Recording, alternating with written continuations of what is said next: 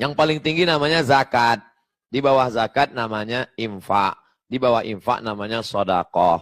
Di bawah sodakoh namanya wakaf. Zakat, infak, sodakoh, wakaf. Apa bedanya Pak Ustadz? Zakat itu wajib. Ada nisabnya 85 gram emas. Bapak ibu yang punya uang 85 gram emas. Kenapa pakai emas? Karena emas yang paling harganya stabil di dunia. 85. Siapa yang punya emas 85 gram, kalau dirupiahkan sekarang berapa? 1 gram 500.000 kali 85 gram 42.500.000. Maka kena zakat 2,5%. Keluarkanlah 2,5%. Ingat, 85. Jangan saya sebut 85, keluar dari sini berubah jadi 58. 85. Zakat wajib. Dan ada tempat penyaluran yang tidak boleh kita geser, tidak boleh kita otak-atik. Innama shadaqatu lil fuqara wal masakin wal amilina 'alaiha wal mu'allafati qulubuhum fir riqab wal gharimin wa fi sabilillah wa ibnis sabil. 8. Tidak boleh dialihkan ke yang lain. Ini namanya zakat. Di bawah zakat ada namanya infak. Kalau ibu belikan karpet, infak. Bapak belikan lampu, infak. Bapak belikan mikrofon untuk masjid, namanya infak. Kalau dia benda, infak. Tapi tidak semua orang bisa berikan infak. Maka orang yang susah, miskin, nggak punya uang, jangan sedih. Karena di bawah infak ada namanya sodakoh. Apa beda infak dengan sodakoh? Kalau infak itu materi, benda. Tapi kalau sodakoh, tidak benda. Contoh, kalau ada orang beli semen. Ini semen untuk masjid. Itu namanya infak. Tapi kalau saya nggak sanggup untuk ngasih semen, tapi gotong royong untuk ngaduk semen, saya bisa. Itu namanya sodakoh. Karena setiap tulang sendi ada sodakohnya. Ngambil skop, ikut ngaduk semen, itu sodakoh. Saking tidak bisanya, mau ikut gotong royong juga nggak sanggup. Memberikan waktu juga tidak.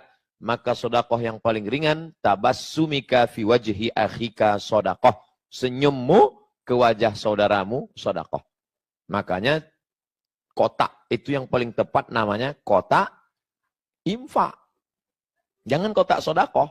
Karena kalau kotak sodakoh nanti lewat orang senyum aja.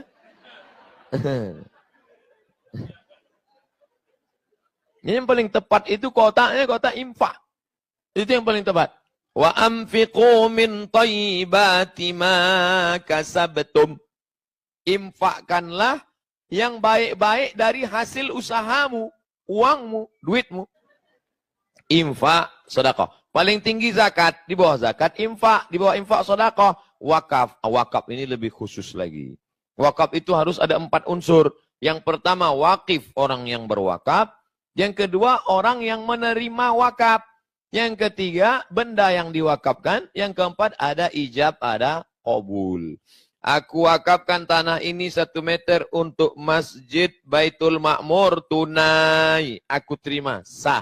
Ada yang berwakaf, ada yang nerima wakaf, ada benda yang diwakafkan, ada ijab dan qabul. Maka tidak tepat kalau dibuat kotak wakaf.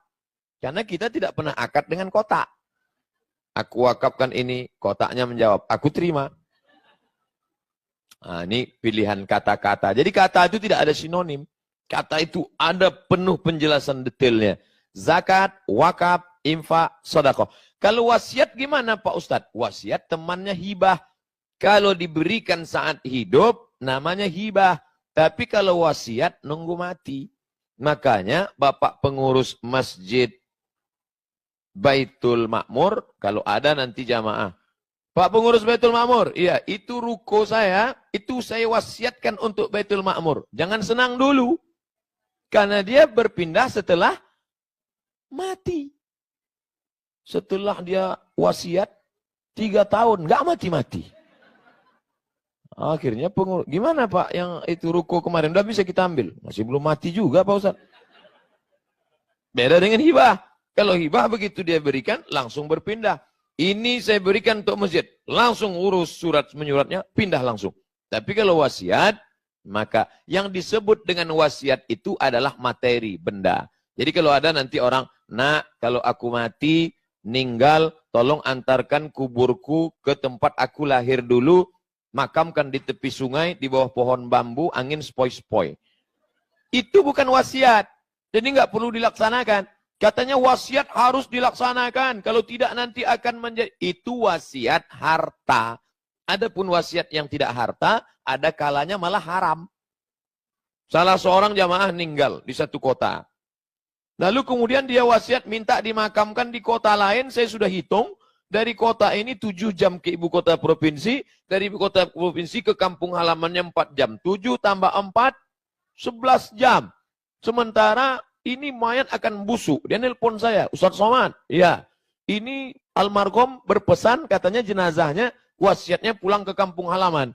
Tapi keadaannya sudah begini. Saya bilang makamkan di tempat di mana dia meninggal. Loh, ini wasiat Pak Ustaz. Kalau tidak kami laksanakan nanti gimana? Yang namanya wasiat itu harta, duit, benda.